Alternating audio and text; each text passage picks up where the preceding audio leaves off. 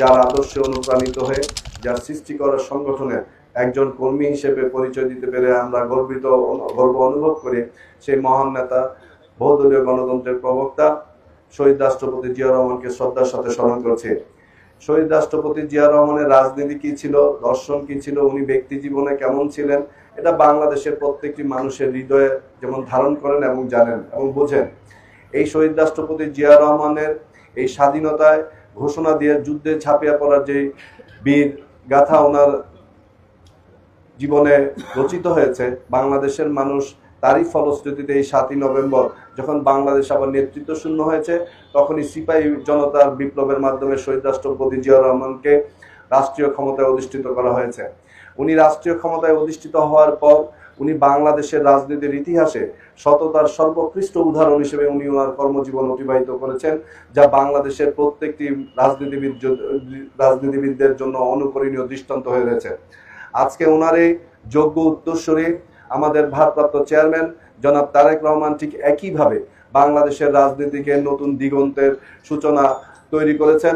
বাংলাদেশ জাতীয়তাবাদী দলের প্রত্যেকটি নেতাকর্মীকে এমন একটি আদর্শে উজ্জীবিত হয়ে অনুপ্রেরণা জুগিয়েছেন, যেখানে ছাত্রদল ক্যাম্পাস ভিত্তিক রাজনীতি করবে, পড়াশোনা করবে, অবসর সময়ে খেলাধুলা করবে, সেটা বাদ দিয়ে আজকে ছাত্র দলের নেতৃবৃন্দ ফ্রি মেডিকেল ক্যাম্পের মতো এবং সেবামূলক কর্মকাণ্ডকে নিজের থেকে জড়িত করছেন। এটা বাংলাদেশের রাজনীতির জন্য একটি উজ্জ্বল দৃষ্টান্ত হয়ে থাকবে।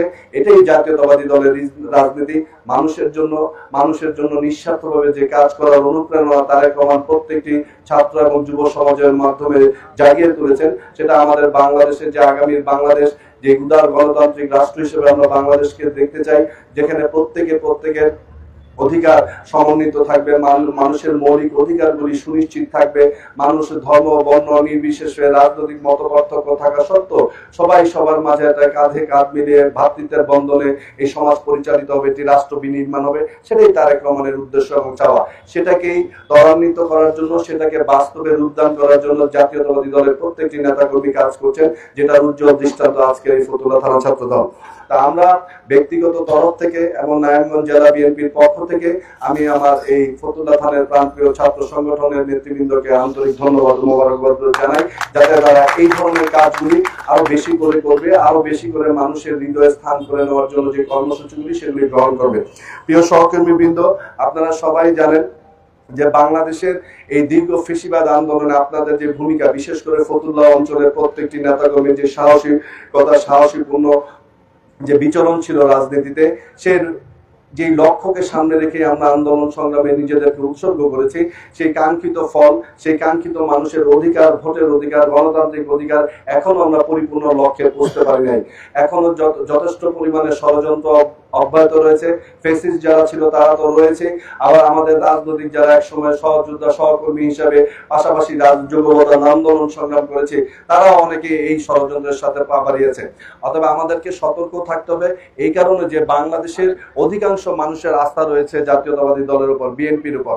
মানুষ বিশ্বাস করতে চায় এবং বিশ্বাস করে যে জাতীয়তাবাদী দলই একমাত্র শক্তি, যেখানে বাংলাদেশ যেমন নিরাপদ, বাংলাদেশের প্রত্যেকটি সাধারণ মানুষও নিরাপদ।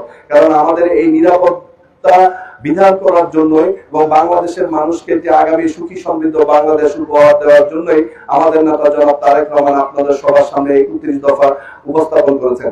এই 31 দফার মাধ্যমে আমরা বাংলাদেশের প্রত্যেকটি মানুষের, প্রত্যেকটি গোষ্ঠীর, প্রত্যেকটি কমিউনিটির যে মনোভাব, যে চিন্তা চেতনা, সেগুলি পর্যবেসিত হয়েছে এবং 31 দফায় স্থান পেয়েছে। একটি পূর্ণাঙ্গ রাষ্ট্র বিনির্মাণ করার জন্য যা যা প্রয়োজন, প্রত্যেকটি ক্ষেত্রে, মহিলাদের ক্ষেত্রে, ছাত্রদের ক্ষেত্রে, কৃষকের ক্ষেত্রে, শ্রমজীবী মানুষের ক্ষেত্রে, সবার জন্য আলাদা ভাবে কি করতে চায় জাতীয়তাবাদী দল, সেটা 31 দফার মাধ্যমে উল্লেখ করা হয়েছে। আমাদের আজকে এখানে অনেকে আছেন, অনেকে আমাদের মায়েরা আছেন, বোনেরা আছেন, যারা আজকে ফ্রি মেডিকেল ক্যাম্পে চিকিৎসা নিতে এসেছেন।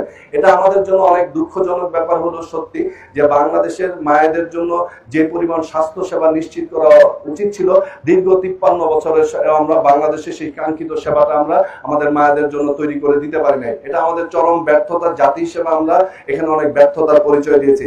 সেজন্যই আমাদের নেতা জনাব তারেক রহমান আজকে 31 দফার মাধ্যমে উল্লেখ করেছেন, যদি বাংলাদেশের মানুষ আমাদের ভোটে যদি ধানের শীষ বিজয়ী হয়ে জাতীয়তাবাদী দল রাষ্ট্র ক্ষমতায় অধিষ্ঠিত হতে পারে, তাহলে মায়েদের জন্য কি করবেন সেটা উনি